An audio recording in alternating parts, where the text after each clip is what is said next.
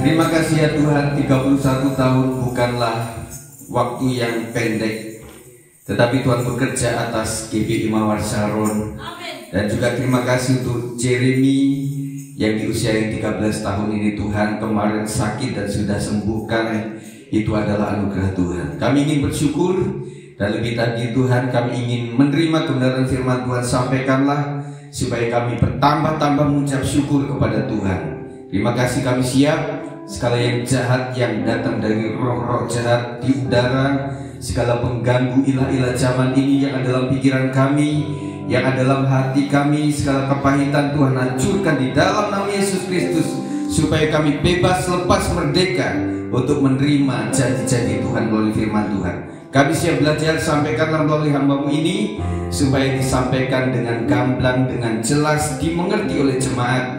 Dan kami tidak cuma menjadi pendengar yang baik, tetapi nantinya menjadi pelaku-pelaku yang diurapi oleh Tuhan.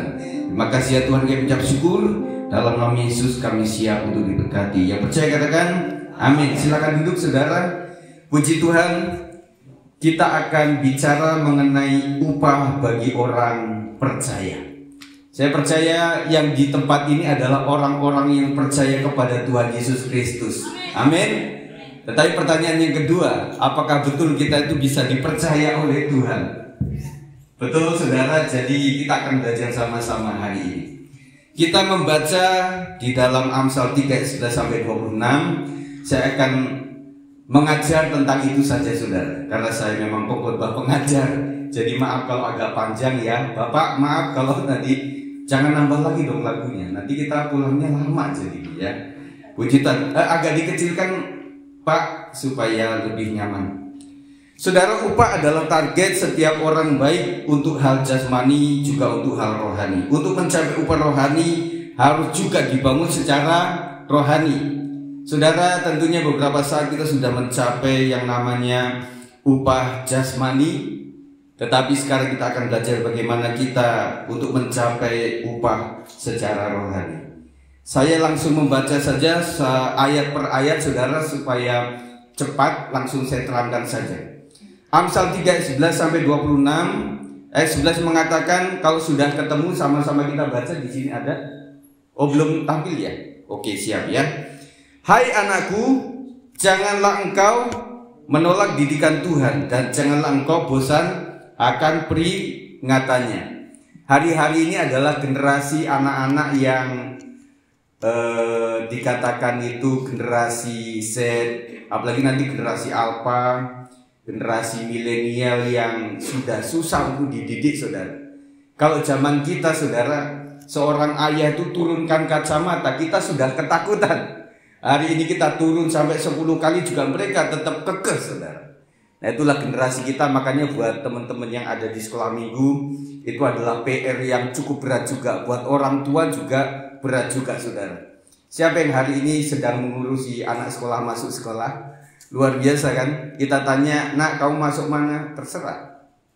Nah terserah itu seakan-akan gampang, tapi buat orang tua susah jadinya ya. Jadi masuk kemana juga susah, akhirnya jalur apapun kita lakukan. Hal yang paling membosankan salah satunya adalah didikan. Tetapi saya ingatkan bahwa orang bisa tampil beda, menjadi tampil sukses oleh karena banyaknya didikan saudara. Ya, kalau orang-orang tua zamannya kita tahu bahwa karena omelan orang tua kita jadi sampai seperti ini. Tetapi kita tidak boleh menolak yang namanya didikan, apalagi itu didikan oleh Tuhan. Kita nggak boleh, saudara. Ibrani 12 ayat 6 mengatakan karena Tuhan menghajar orang yang dikasihinya. Kalau kita dihajar berarti Allah mengasihi kita, saudara. Dan ia menyesah orang yang diakuinya sebagai anak.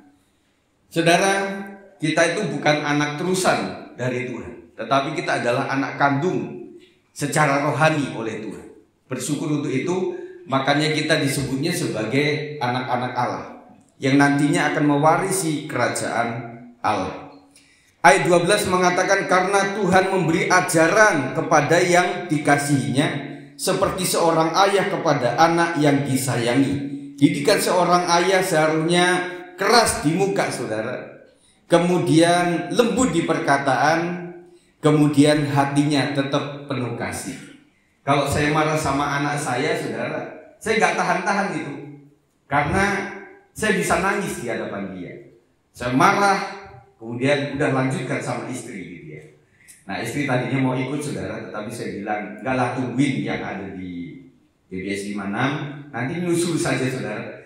Nanti waktu ibu gembala, istri saya nanti datang, saudara, ibu gembala ini gimana sih datang telat? Enggak, karena memang harus mengurusi yang GBS 56, saudara ya. Puji Tuhan.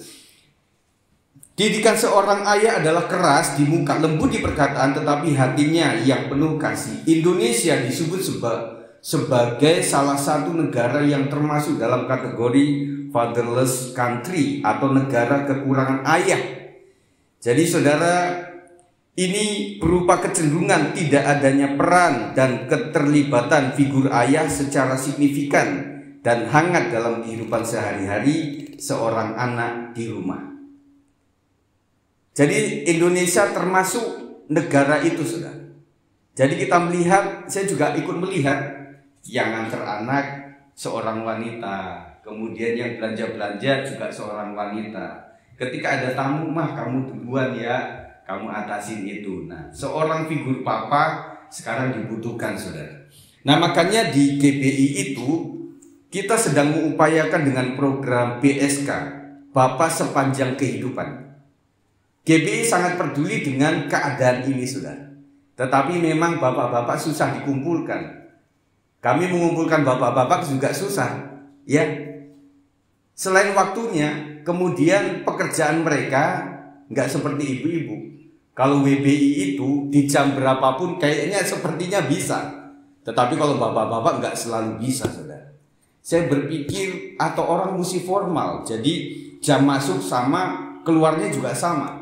Tergantung nyampe di rumahnya itu yang beda-beda, tetapi formal lebih mudah diarahkan. Tetapi ketika jemaat tidak punya pekerjaan, istilah kata orang panggilan, orang yang serabutan, kapan dipanggil dia bekerja, itu lebih susah untuk mengumpulkan. Makanya kami mengadakan ibadah itu sekarang secara hybrid. Jadi kadang TKP, kadang juga online, saudara. Tetapi online juga enak, tetapi juga susah payah. Pak Sigit, saya susah untuk matiin mic di Zoom itu. Mana sih Pak? Kok nggak ada? Sambil teriak-teriak di Zoom juga. Jadi kita juga ketawa, saudara. Jemaat kami yang paling jauh itu sekitaran Bojong, yang arah Parung, kemudian ke Pondok Cabe. Nah di sana itu yang paling jauh, saudara. Tahu saja Sawangan, saudara. Ya. Kemarin kita ada acara syukuran di Sawangan. Waduh, kalau udah melewat, kita pikir tol jadi aman. Tambah enggak, saudara. Karena itu keluarnya luas, kemudian setelah di sananya itu mengecil. Nah itu yang jadi parah, saudara. Jadi membuat saya berpikir kita harus mengadakan secara hybrid, tetapi tetap hormati Tuhan, ya. Tapi ada yang bilang, Pak Gembala, saya kalau buka video itu jadi potong-potong. Wah, jadi sinyalnya kurang bagus gitu, saudara. Tetapi harus dilakukan itu, saudara. Ayat yang ke-13 mengatakan, yang sudah ketemu kita baca sama-sama, berbahagialah orang yang mendapat hikmat, orang yang memperoleh kepandaian karena keuntungannya melebihi keuntungan perak dan hasilnya melebihi emas, lebih berharga daripada permata, apapun yang kau inginkan tidak dapat menyamainya. Saudara, terupdate harga emas berapa sekarang? Kalau saya lihat per hari ini pagi tadi itu sekitar 1 gram itu 1.300.000. Siapa yang mau beli emas hari ini? Atau mau jual emas hari ini, saudara? Ya, masih gitu murah, saudara. Nah itu saudara, jadi orang tanpa hikmat dan kepandaian berapapun harta yang dimiliki bisa ludes. Betul saudara. Jadi hikmat kepandaian yang daripada Tuhan itu luar biasa. Kemudian ibu-ibu juga keren tuh sebenarnya. Jadi nggak sampai bisa mengolah itu pemasukan atau pengeluaran, nggak berani menghitung, ya, nggak berani menghitung. Tetapi saya bilang kepada rekan-rekan jemaat, sampai hari ini anak masih bisa sekolah, puji Tuhan. Itu adalah anugerah Tuhan. Waktu anak satu, berkatnya untuk anak satu. Zaman dulu orang bilang banyak anak banyak rezeki. Sekarang banyak anak saudara, banyak masalahnya saudara. Ditanya diem, disuruh maju juga malu. Kemudian apa-apa juga mesti kita yang aktif. Makanya silabus atau tahun ajaran setiap, makanya Pak Nadiem juga mencoba bagaimana ya kurikulum supaya sampai kepada kebutuhan anak-anak. Ada satu video yang lucu tuh, kurikulum merdeka, katanya merdeka. Itu kan ada anak kecil tuh kan yang ngomel-ngomel gara-gara ini saya nggak bisa main layangan, saya nggak bisa main ke rumah temen, kan begitu saudara. Jadi membuat apa ya yang harus diterapkan di bangsa ini untuk generasi seterusnya. Tetapi puji Tuhan saudara, sesuai dengan yang Tuhan atur itu di dalam 1 Timotius 6 ayat 8, asal ada makanan dan pakaian cukuplah. Jadi saudara, saya katakan untuk kebutuhan kita, ukurannya adalah cukup. Cukup ini menjawab segala kebutuhan, saudara. Ya, jadi orang sekitar Depok kira-kira kecukupannya setiap keluarga beda-beda, saudara. Ada yang dengan 3 juta cukup, ada yang dengan 5 juta cukup, ada yang dengan 6 juta cukup. Tetapi kalau di daerah Kelapa Gading atau di Pulau Bangka atau di Papua waktu sebelum dibangun itu nggak dapat, saudara. Makanya membangun di kota Papua itu susah. Makanya Sinode GBI Pak Rubin bilang kita harus sampai ke daerah-daerah.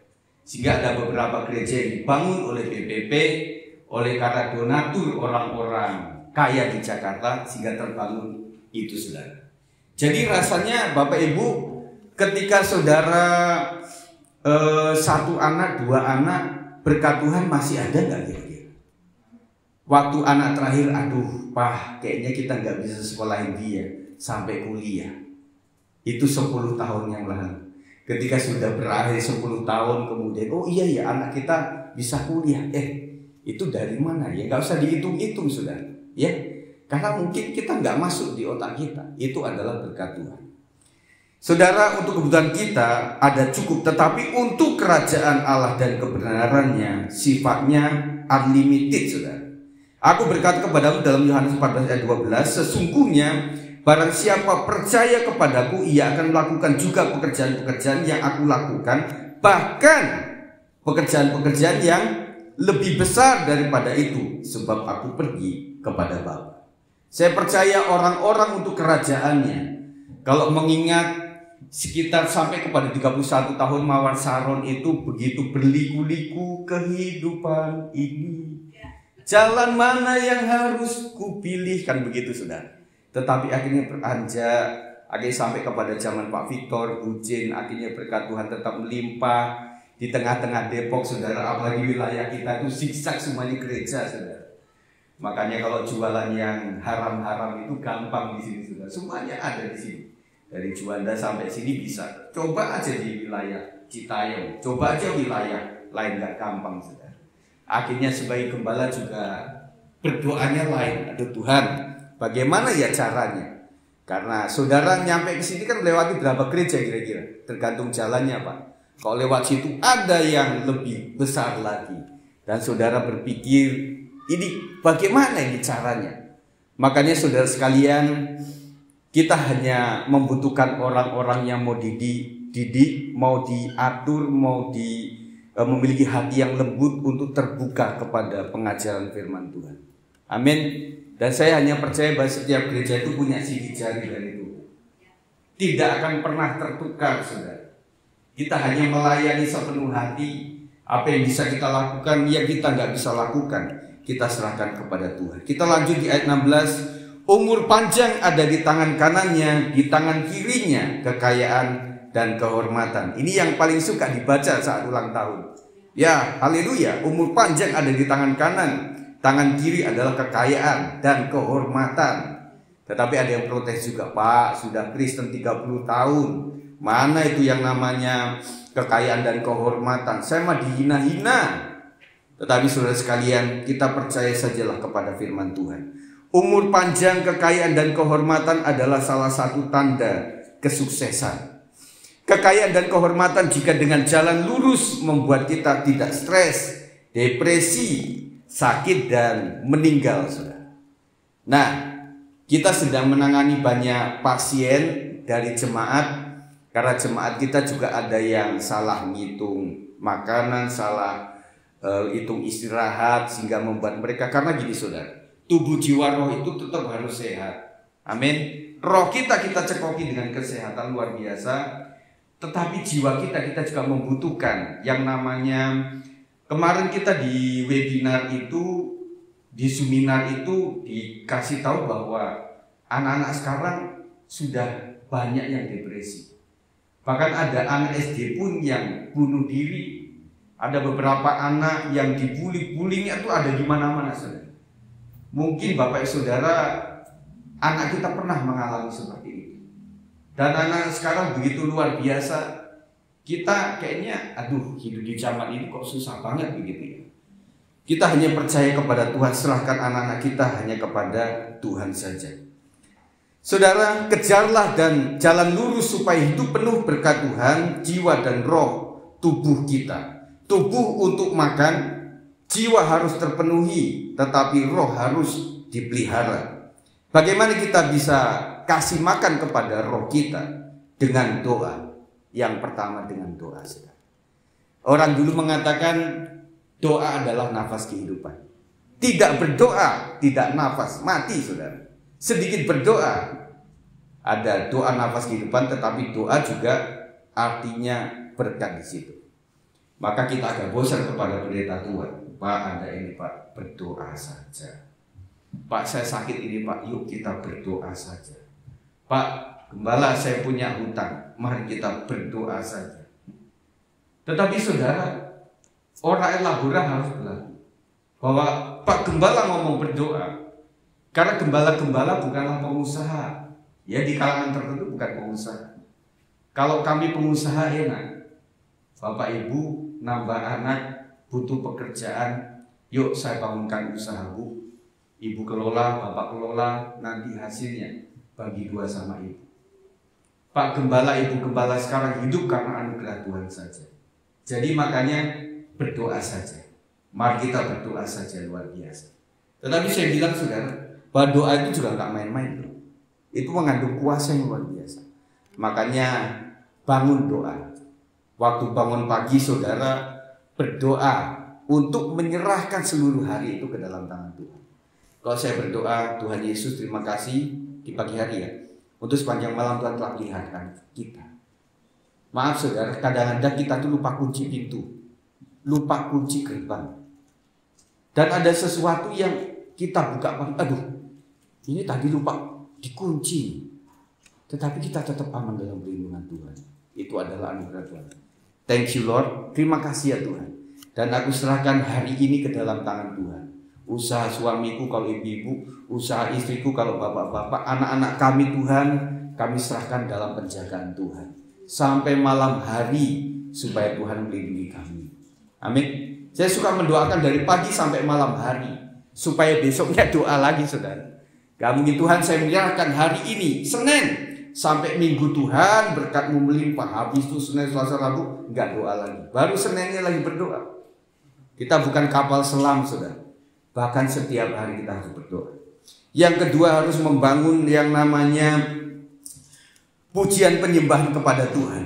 Kita ingat bahwa di surga nanti kita akan banyak memuji Tuhan. Hari-hari ini mesti diekspresikan. Saya katakan kepada para pelayan di kami, tidak mungkinlah kalian langsung di saat itu bisa menyembah dengan baik. bisa, tapi kalau kita karismatik bisa bahasa roh dengan baik, karena itu dibangun setiap hari. Makanya kita tahu yang namanya lifestyle, gaya hidup. Jadi saya bilang kepada para pelayan itu, meskipun engkau di jemaat, kau adalah pemimpin, kau adalah pelayan, sebagai WL di dalam jemaat juga. Dan saya bilang saya juga mantan-mantan WL. Pak Victor juga mantan singer, saudara. Makanya kemarin masih bisa pimpin pujian. Itu anugerah Tuhan, saudara. Makanya saya menghargai ada teman kita yang main drum tadi nggak bisa pakai sepatu oleh karena luka. Ada orang sehat walafiat nggak mau main musik, saudara. Dan kita sudah tadi, tapi saya sebagai pemain musik tahu kalau saya boleh pakai senior, junior, itu kurang bagus juga. Kalau senior masih ada di sini, kayaknya juniornya takut tuh. Sampai suatu saat, saudara, waktu saya di Petamburan di seminari, ada senior saya yang dia pengen supaya saya main di doa pagi pakai piano, saudara. Saya kelahiran Lampung, tidak pernah ketemu piano, saudara. Ketemunya kayak macam pianika, Casio zaman itu kan yang kecil gitu ya. Nah waktu di Petamburan saya ketemu sama piano gede. Nah piano itu kan musik tangannya begini kan. Nah saya kayak begini, suaranya kayak pabrik, saudara. Brr gitu ya. Nah akhirnya kakak kelas ini bilang, "Kit, besok kamu main musik ya di doa pagi." Kenapa? Ya pokoknya kamu main saja. Nah saya belajar dari situ, aduh gimana caranya begitu ya. Setelah itu memang dia nongol tapi agak telat. Wah, waktu itu saya bilang ini kurang ajar nih orang, jebakin saya ke situ. Tetapi sekarang saya mengucap syukur atas jebakan itu, saudara. Jadi saya bilang di gereja itu orang bisa karena dipaksa atau terpaksa. Mari anak-anak muda, kalian tampilkan talenta yang ada, melayani dengan sungguh-sungguh kepada Tuhan. Aturannya ada dalam pelayan, ikuti saja dan kau akan menjadi pelayan yang luar biasa. Dan satu lagi, saudara, yang terkesan itu, kalau orang sudah WL itu kayaknya, saya melihat di praise and worship itu, saya hampir tidak bisa menemukan mana singer, mana WL. Karena yang WL juga tadi singer, yang singer suatu saat juga WL. Nah kami sedang terapkan itu 2 minggu itu, saudara, WL-nya ada 2. Jadi yang membedakan cuma maju ke depan atau di belakang, itu saja. Karena menurut saya, kok tidak diatur begitu, kayaknya kalau sudah WL, disuruh singer itu turun pangkat. Jadi mereka nggak mau, jadi kesusahan bagian musik yang menjagokan. Aduh, si ibu, bapak, saudara ini kalau dimasukin ke singer kayaknya dia tersinggung. Untuk melayani Tuhan jangan tersinggung-singgungan, saudara. Karena bahkan untuk usher, untuk pendoa, apalagi pendoa, saudara, nggak ada mulia-mulianya, Pak. Yang pertama kita nggak kelihatan. Apalagi zaman sekarang kita juga ngikutin generasi Z, ya generasi GZ. Ya, kalau anak-anak dulu, saudara, nangis dibiarin aja sampai nanti orang tuanya bilang nanti kalau dia capek juga berhenti nangisnya. Sekarang, saudara, kasih handphone, diem dia. Kasihan babysitter, nggak ada kerjaan, saudara. Betul? Nah makanya kita olah seperti itu supaya ya paling tidak saya mengembalakan ada 3 generasi kurang lebih. Ya, ada baby boomers yang udah opa-opa, oma-oma, kemudian ada generasi berikutnya sampai generasi Z sekarang. Generasi Alpha belum, saudara, abad 21 belum. Nah akhirnya bagaimana saya menjembatani itu? Sekolah minggu mesti ada kakaknya yang disebut youth. Youth mesti ada kakaknya lagi yang disebut kaum profesi. Profesi ada lagi yang mewakili dewasa muda. Kan begitu harusnya. Nah itu kita sedang mengolah seperti itu. Akhirnya hybrid jalan. Jadi sampai kemarin saya kursusin satu ibu, "Bu, kenapa kemarin nggak bisa matiin mic?" "Iya Pak, Zoom itu ada beberapa orang mesti nunggu anaknya." "Kenapa Tante nggak ikut Zoom?" "Iya, anak saya belum pulang kerja karena handphonenya dipakai handphone dia." Ada lagi oma-oma, "Iya, karena cucu saya belum pulang dari les." Jadi banyak kendala, makanya kami tetap lakukan itu. berapapun itu, dan kami coba merekamnya supaya orang yang nggak bisa TKP, yang nggak bisa ikut di waktu itu, bisa mengikutinya ulang. Saya tanya kepada jemaat di sini, Ujian sudah kasih live Facebook ini, dan teman-teman yang masih disakit di rumah tangga atau nggak bisa datang ke sini, bisa juga disurvei Pak Victor. Ibu sudah dengerin nggak? Udah ikutin nggak ibadahnya? Karena ibadah gereja yang cuma satu kali itu ancamannya orang cari ibadah ke tempat lain. Betul? Jadi kalau orang bilang, Pak Gembala, saya nggak bisa ibadah pagi ya, saya mau ibadah sore saja. Kita mikir, kita nggak ada ibadah sore. Ada orang bilang, Pak Bu, sekarang ibadah di gereja apa? Oh ada Pak, kita ibadah secara online kok. Nah setelah itu, masa corona itu gembala-gembala juga susah untuk mengumpulkan lagi. Dan kemarin saya dengar Pak Yohanes itu dikatakan setelah pasca adanya COVID itu, gereja itu nurun sampai berapa persen. Jadi mereka sudah terbiasa di rumah dan cukup nyaman sudah. Dengan membuka itu, kemudian sambil makan pisang goreng, kemudian sambil minum kopi, kan asik tuh ya. Nah lama-lama kok, tetapi saya katakan bahwa TKP itu agak beda loh sudah. Di Zoom itu sangat terganggu, dan kita kadang-kadang tergiur sama off kamera. Saya mau pergi dulu lah mengerjakan sesuatu. Banyak gangguannya. Kalau TKP beda sudah. Waktu masuk kita salaman, ya salaman semua. Waktu lagi doa, kita semuanya doa secara bersama-sama. Waktu doa semuanya. Waktu penyembahan sama. Kemudian waktu dengar firman Tuhan juga sama-sama. Jadi kita menjadi tertib sudah. Sampai kita pun juga menjaga mau pipis itu. Jemaat kita kan sudah umur-umur. Saya pun juga kadang-kadang mesti harus pipis. Nah itu saya bilang silakan sajalah, yang tidak mengganggu yang lainnya. Silakan saja. Artinya kebersamaannya masih ada. Tetap berkatnya akan beda saudara. Ketika masih ada waktu, datanglah ke tempat ini. Kemudian bahwa tanda cinta kepada Tuhan itu pertama membuka hati, yang kedua membuka dompet. Matius 8:15 mengatakan, maka dipegangnya tangan perempuan itu, lalu lenyaplah demamnya, ia pun bangunlah dan melayani dia. Ini adalah mertua Petrus yang sakit demam keras. Jadi zamannya Pak Petrus pun demam itu sudah ada saudara, ya. Dan kalau kita lihat sakit-sakit ini mirip-mirip loh saudara. Sakit kepala, demam-demam, kemudian agak ini kaki-kaki lemes begitu ya. Untungnya kita nggak cek di dokter, tapi wah ini COVID varian baru Pak. Kita takut saudara. Nah setelah dia disembuhkan, dia melayani Tuhan. Tentunya saudara, waktu kita mendapatkan berkat daripada Tuhan, efeknya adalah melayani. Oke teman-teman pelayan, kita melayani bukan untuk dapat apa, tetapi kita melayani karena kita sudah dapat apa-apa. Amin. Prinsipnya itu saudara. Jadi saudara tidak akan meminta sesuatu yang lebih daripada yang sudah dikasih. 17. Jalannya adalah jalan penuh bahagia, segala jalannya sejahtera semata-mata. Ia menjadi pohon kehidupan bagi orang yang memegangnya. Siapa yang berpegang padanya akan disebut berbahagia. Saudara, saya katakan kita nanti sama-sama nyanyi ya. Untuk apa sih kita ada di jalan yang tidak bahagia dan tidak sejahtera? Sekarang itu lagi krisis yang namanya damai saudara. Tapi ada satu lagu saudara yang saudara sudah biasa. Dan tadi bapak-bapak dan juga teman-teman bersaksi juga lagu-lagu etis. Saya hidup di zaman etis saudara.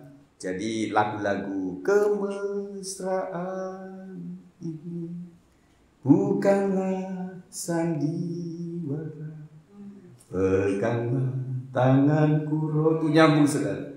Nah ini ada lagu saudara. Kalau ku cari damai, hanya ku dapat dalam Yesus. Kalau ku cari ketenangan, hanya ku temui di dalam Yesus.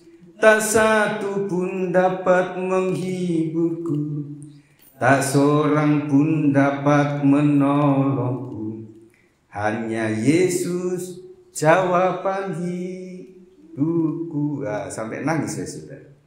Jadi kalau oma-oma dinyanyiin seperti ini, oh iya benar, saya butuh penghiburan, karena memang hanya Yesus yang menjadi penghibur saya. Nah saudara, kita saat-saat tertentu kita suka dengan lagu-lagu yang cukup lama, karena itu betul-betul diciptakannya tanpa motivasi uang, tanpa motivasi terkenal saudara. Jadi langgeng saudara. Ada beberapa lagu yang paling langgeng adalah Kidung Jemaat. Dan satu lagi yang lagu agak progresif yaitu Haleluya 12 kali. Nah itu lestari saudara. Seperti lagu-lagu sekarang ini nanti akan tergerus oleh lagu yang baru lagi, yang lebih tren lagi saudara. Kemudian ada lagu Ku dayung-dayung perahuku menuju ke seberang, melewati angin ribut dan gelombang yang besar, tapi perahuku tak pernah oleng, karena ku undang Yesus masuk ke dalam perahuku, hingga ku selamat tiba di seberang. Tahu nggak lagu itu saudara? Itu lagu sekolah minggu waktu saya kecil saudara. Ku dayung-dayung gitu saudara. Ini mengandung arti yang cukup signifikan dalam hidup kita. Kita sedang mendayung perahu kehidupan. Makanya janji pernikahan itu waktu dibacakan itu saat susah senang, waktu sakit sehat, waktu miskin kaya, itu janji sakti saudara. Sehingga membuat kita bisa mendayung perahu kita sampai di penghujung jalan. Kita lanjutkan saudara, cari Yesus dapat bonus bahagia sejahtera sampai di kekekalan. Amsal 3 ayat 11-26 di ayat yang ke-19 mengatakan dengan hikmat Tuhan telah meletakkan dasar bumi, dengan pengertian ditetapkannya langit, dengan pengetahuannya ia air samudera raya berpencaran dan awan menitikkan embun. Bahwa Tuhan Allah menciptakan alam semesta dengan hikmat, pengertian dan pengetahuannya. Dia itu creator saudara. Kita sebagai gambar Allah harus memiliki daya cipta yang lebih baik atau kreatif saudara. Ada pelayanan yang kreatif, salah satunya adalah tamborin. Kemudian ada teater, drama-drama, itu adalah pelayanan kreatif dan membutuhkan orang-orang yang kreatif saudara. Kita jangan kalah dengan orang-orang marketing yang terus kreatif dalam menjajakan dagangannya saudara. Ada iklan yang saudara sering tengok di jalan itu, jangan tengok ke kiri saudara. Karena orang dibuat penasaran, apa sih ini? Nah, gitu ternyata ada soto di situ, saudara. Ada sate di situ. Dan apakah gereja mesti beriklan begitu, Pak? Jangan tengok ke kanan waktu di situ. Apa sih? Oh, gereja Kamboja. Apakah seperti itu, saudara? Jadi rata-rata orang itu cenderung untuk melanggar yang dilarang. Ada orang jual ayam kremes, kremesnya lebih banyak. Nah orang kan seneng waktu itu ya, wah kremesnya lebih banyak. Ternyata ayamnya cuma segini saudara. Ya, cuma kaki dipatahin jadi 2. Jadi nggak dapat paha, tetapi bawahnya ya. Tapi kremesnya banyak. Lama-lama juga orang pikir, ih kita beli ayam atau beli tepung nih. Akhirnya nggak laku. Zaman dulu saudara kita goreng pisang itu gelondongan begitu. Ada juga yang kreatif dibagi 2, dibelah 2. Nah sekarang jadi pisang kipas. Ya, lagi ditambahin lagi pisang kipas dari Kalimantan, Pontianak, kremesnya lebih banyak. Sama juga pisangnya kecil-kecil, tetapi tepungnya lebih banyak. Akhirnya inovasi baru. Kita susah sekarang karena anak sekarang itu makanannya beda sama kita.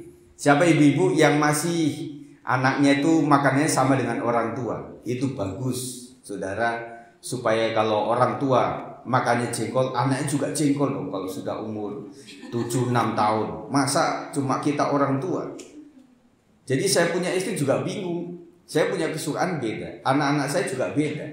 Kalau misalnya ke mall, anak-anak kemana kira-kira? Japanese food, Korean food, ya, atau Chinese food, kan ada saudara. Dan ada di Margo City itu ada kulit ayam yang saya bilang ini makanan apa? Tetapi paling laris saudara.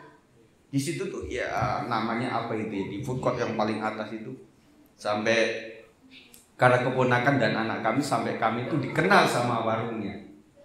Ya, ada teman jemaat juga sampai dikenal. Oh ini ya Ibu Gina ya, sampai kenal saudara. Karena saking seringnya ke situ. Kok saya sukanya kan pecel Madiun saudara. Karena saya orang Madiun.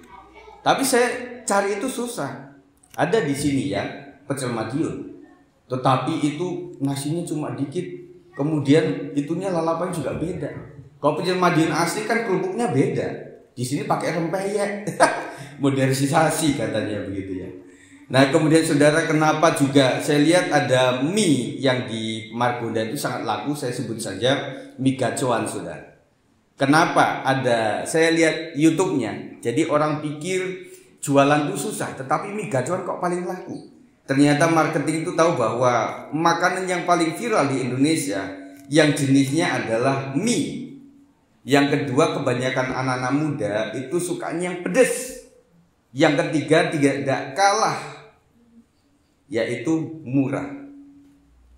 Tiga ini ada, orang berjibun di situ. Saya pikir waktu itu di Margonda ini, nanti pasca Lebaran juga sepi. Sampai sekarang tetap ramai saudara. Ya, sampai orang turun juga karena namanya jadi ada mie iblis lah, mie setan lah, mie malaikat gitu ya. Jadi akhirnya dilarang dan akhirnya sekarang udah namanya cukup populer dan bagus saudara. Ayat 21 kita percepat saudara. Hai anakku, janganlah pertimbangan dan kebijaksanaan itu menjauh dari matamu, peliharalah itu, maka itu akan menjadi kehidupan bagi jiwamu dan perhiasan bagi lehermu. Saudara, saya tentunya menghargai orang-orang yang suka healing.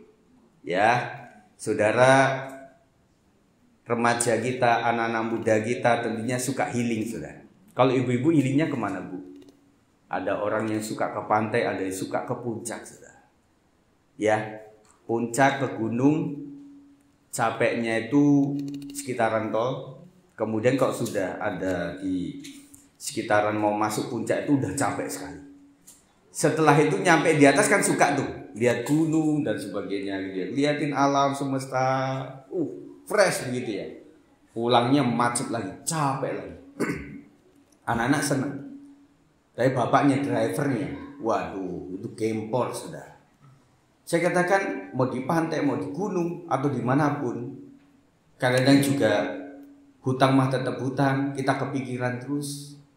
Tetapi saya tahu bahwa yang membuat kita itu bisa beres adalah ketika tugas selesai. Ya, orang yang aktif dia merasa, yuk jalan-jalan bu, enggak dulu deh. Saya mesti mendaftarkan anak saya ini sampai goal dulu lah, baru kita jalan-jalan. Ibu-ibu juga begitu. Yuk bu, ke Tanah Abang, kita udah lama nggak ke sana loh. Healing lah begitu. Kita cari model-model pakaian. Enggak lah, saya nyuci dulu lah. Yang penting selesai cucian udah masak, baru saya aman di situ. Selesai nyuci, selesai masak, udah jam 2. Nggak jadi lagi ke Tanah Abang. Saudara, saya merasa bahwa yang membuat kita sejahtera damai ketika pekerjaan selesai. Gembala juga merasa bahwa ketika sudah membesuk ini, sudah mendoakan ini, sudah tampil seharian itu rasanya datang ke rumah meskipun anak juga kadang protes, tetapi ada damai di situ. Saya sudah mengerjakan. Orang di kantor juga begitu. Sampai dia bilang, yuk Sabtu Minggu kita libur, kita pergi deh satu kantor ini. Gak dulu deh, deadline dari bos ini ada. Pokoknya Sabtu saya mau kerjakan di rumah sampai selesai. Baru nanti Minggu saya kabarin ya. Setelah selesai dari gereja, kita akan jalan-jalan. Saudara, ternyata menyelesaikan tugas adalah sebuah kedamaian yang luar biasa. Makanya kerjakan tugas dengan baik. Ada perhiasan kita? Firman Tuhan mengingatkan bahwa kehidupan jiwa dan perhiasan kita adalah pertimbangan dan kebijaksanaan yang berasal daripada Tuhan. Minta hikmat, minta marifat daripada Tuhan. Yang 23 selanjutnya, maka engkau akan berjalan di jalanmu dengan aman dan kakimu tidak akan terantuk. Berapa banyak kita saudara yang kalau mau keluar rumah itu ketakutan. Wah, ada tawuran, ada begal, ya, kemudian ada banyak kecelakaan dan rasanya kita takut. Tetapi saya ingatkan bahwa kita punya yang namanya Immanuel. Makanya mau kemana-mana doa dululah. Tuhan tolong kami mau ke Puncak, Tuhan tolong kami mau ke Tangerang, Tuhan tolong saya mau masuk tol kemudian keluar Kelapa Gading ke gereja pusat. Tuhan jagai kami ya Tuhan, supaya sampai pergi dan pulang dengan aman dalam perlindungan Tuhan. Dalam nama Yesus. Kalau saya di mobil mendoakan itu outdoor, indoor, gas kopling, kabin mesin, dan juga rem, saya doakan semuanya supaya Tuhan jagai malaikat surga.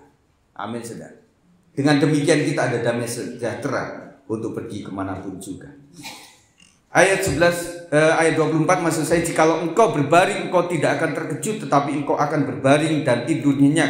Berapa banyak orang yang karena pikiran tidak bisa tidur.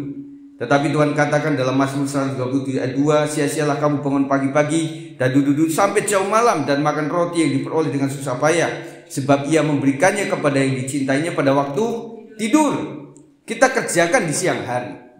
Makanya saya bilang waktu doa pagi itu serahkan seluruh pekerjaan saudara. Habis itu limit waktu jam 9 sudah selesai atau jam 5 sudah selesai. Mari serahkan kepada Tuhan. Karena pada saat tidur Tuhan memberkati kita. Saya tahu ada beberapa pohon itu yang tumbuhnya itu di saat malam hari. Siapa yang menumbuhkan pohon-pohon itu? Adalah Tuhan sendiri. Kita kerjakan apa yang menjadi tugas kita. Dan Tuhan yang mengerjakan selanjutnya. Amsal 10 ayat 22. Berkat Tuhanlah yang menjadikan kaya, susah payah tidak akan menambahinya. Saya percaya saya bisa untuk beli ini, untuk beli apa, oleh karena berkat Tuhan saja. Saya tidak lupakan Tuhan. Janganlah takut kepada kekejutan yang tiba-tiba atau kepada kebinasan orang fasik. Bila itu datang, karena Tuhanlah yang akan menjadi sandaranmu dan akan menghindarkan kakimu dari jerat. Hanya Tuhan sandaran kita, Tuhan pemelihara penjaga seluruh kehidupan kita, bahkan keluarga besar kita dan aset kita. Saya selalu mendoakan jemaat itu adalah yang pertama, lindungi keluarga mereka, anggota keluarga mereka, usaha mereka, pekerjaan mereka, dan tidak lupa aset mereka, supaya Tuhan jaga luar biasa. Kita punya aset, rumah, ada usaha dan sebagainya. Kita hanya minta penjagaan daripada Tuhan. Kalau Tuhan sudah kasih kita pelihara, pasti Tuhan juga senang, saudara. Ada mujizat penciptaan, saudara. Kalau di Alkitab itu ada buta sejak lahir dan kemudian sembuh seketika. Itu adalah mujizat penciptaan. Setiap saya mendoakan orang yang mau operasi, entah itu jantung, entah itu ginjal, entah itu pendarahan di otak, selalu saya bicara kepada Tuhan, nyatakan kuasa penciptaan terjadi atas organ-organ tubuh si pasien. Saya percaya kok, saudara, bahwa Tuhan menciptakan semuanya. Tetapi yang kedua adalah kita harus koreksi. Pak, kita itu korban masa muda, saudara. Kita banyak minum, kadang-kadang kita juga sempat tidak olahraga. Jangan sampai umur sudah hampir 70 tahun baru kita bulu tangkis, saudara. Yuk pak, kita bulu tangkis sama-sama. Saya punya teman nggak sampai umur berapa ya, baru 40-an. Karena dia memaksakan, akhirnya dipanggil Tuhan puluhan tahun yang lalu. Dan kasihan sekali keluarga, karena dia seorang bapak. Nah, kita minta maaf pada Tuhan, minta ampun Tuhan. Dan akhirnya kedua, kita telah bersyukur, terima kasih. Ini menjadi bekal buat anak-anakku. Makanya minum air putih. Makanya minum banyak, dengan makan sayur-sayuran yang cukup banyak, saudara. Nah, anak-anak sekarang ada itu, jangan sayur yang gede, saudara. Yang cuma apa sih, yang dirajang itu, daun bawang yang kecil-kecil pun disingkirin sama dia, saudara. Makanya ada orang itu, yaudahlah kita bikin dilumatkan di satu tempat, yang penting ada sayurannya, ada rempeyek, daun bayam, kan ada begitu ya. Dibuat seperti itu supaya anak-anak sekarang mau makan begitu. Kemudian ada juga mujizat pengawetan, saudara. Yang saudara pakai bisa awet. Kemudian kita juga bersyukur kita jarang sakit.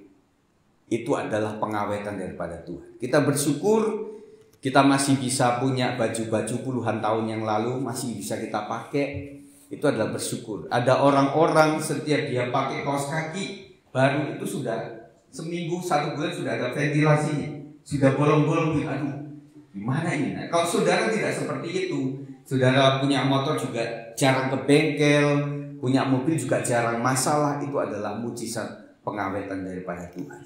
Dan mungkin kalau kita nggak sengaja, motor mobil kita lupa ganti oli, tetapi Tuhan masih lindungi. Itu adalah mujizat pengawetan. Saudara, jika kita belum punya sesuatu, kita bergumul, dan kemudian setelah punya, dipelihara dan dihargai, saudara. Jangan lupa apa yang menjadi hak Tuhan, kita kembalikan. Saya punya keponakan, dari jemaat itu, dan kadang-kadang anak-anak sekarang itu yang namanya handphone itu asal letakin, asal dibanting, dan memang pabrikan juga tahu bahwa anak-anak modelnya begitu, makanya mereka buat satu produk yang anti banting, saudara. Bahkan ada yang anti air, saudara. Memang harganya luar biasa. Jadi mereka berpikir kalau dapatnya mudah, mereka gak menjaga itu. Betul ibu-ibu, bapak-bapak? Mereka anak-anak kita seperti itu. Kalau ada anak-anak di sini, saya memohon kalian hargai, itu adalah berkat Tuhan. Kasihan orang tua punya kerja keras. Kadang-kadang mereka, Pak, naik kelas dikasih apa? Jangan yang handphone biasa dong, yang iPhone. Waktu lulus, mesti iPhone yang terbaru, mesti MacBook yang terbaru. Anak-anak sekalian, hargai kerja keras orang tua. Ada anak-anak yang begitu setelah sukses waktu wisuda, mereka ajak papanya dengan becaknya, saudara. Itu yang viral.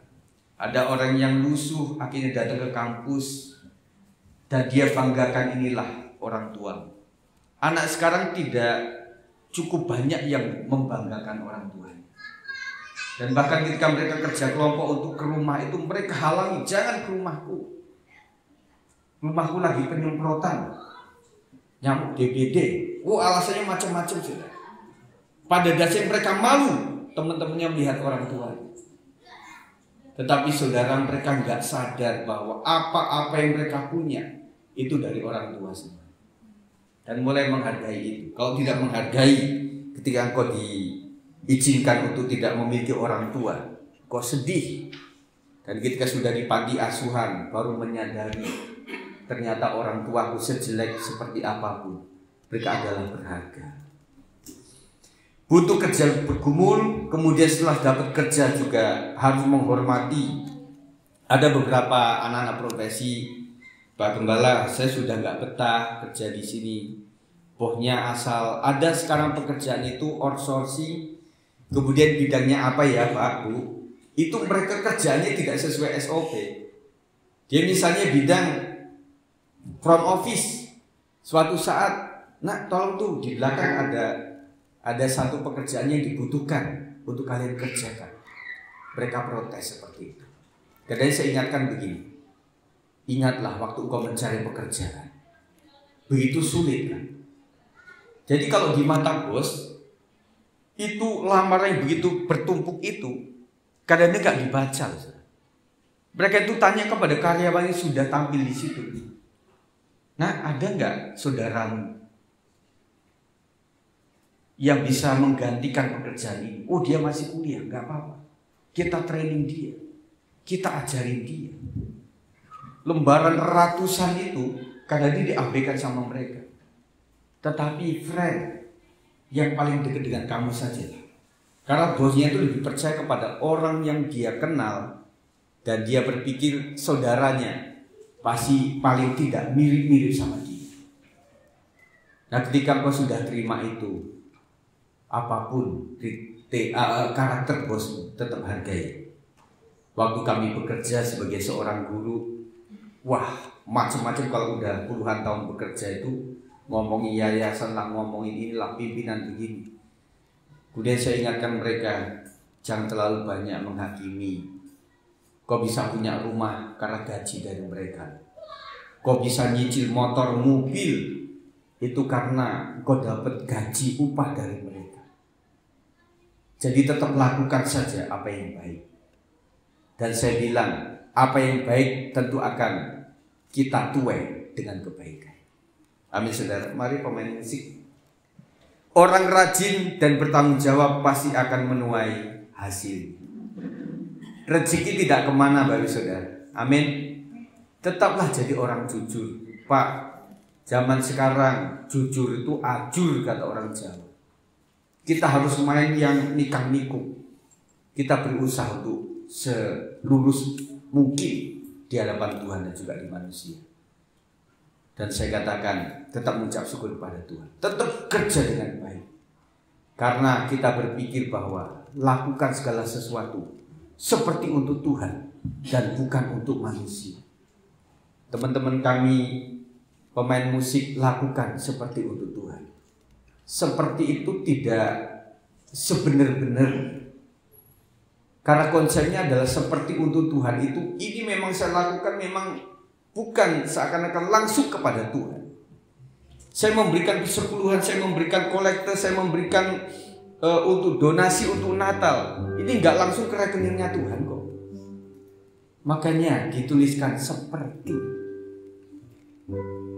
Dan ketika mental kita itu seperti untuk Tuhan. Dan ada setelah minggu yang punya lagu Mata Tuhan Melihat.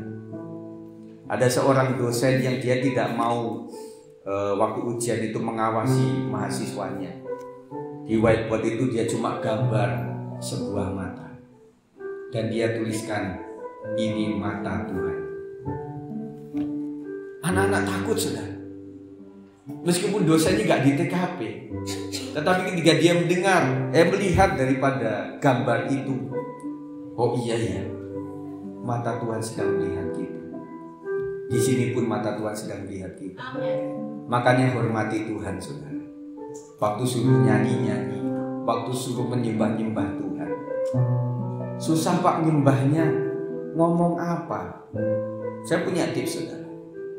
Ingatlah kasih setia Tuhan.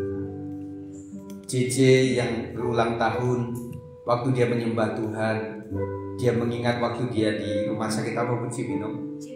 Citra. Terima kasih ya Tuhan, Kau sudah sembuhkan saya. Terima kasih perpanjangan tangan Tuhan yang luar biasa. Terima kasih Tuhan, Kau Tuhan yang baik. Kau kembali baik, Kau adalah Jehovah Rafa yang menyembuhkan JJ. Aku ucap syukur kepada Tuhan hari ini. Dan pengalaman hidup kita dari puluhan tahun itu, kita ingat kasih Tuhan luar biasa. Dan kita tidak bisa doa yang singkat. Akhirnya kita bisa berdoa secara lama. Ada lagu yang kira-kira sudah dipelajari tadi tentang mengucap syukur. Ku mengucap syukur dan mengucap syukur selalu Tuhan. Ku tetap percaya rancangan-Mu indah, rancangan-Mu indah selalu Tuhan Yesus, Kau berindah. Bang, kita agak umur jadi udah gak bisa mencapai range tone yang terlalu tinggi, direndahin dikit Bang. Jadi hari-hari yang ku jalani, ku selalu rasakan kasih-Mu. Ku bersyukur atas kebaikan-Mu, Kaulah Yesus Tuhanku. Di bait yang kedua mengatakan semua ini untuk membentukku, supaya ku hidup sesuai kehendak-Mu. Penyertaan-Mu selalu ku rasakan, Kau tak pernah tinggalkanku. Hari-hari yang ku jalani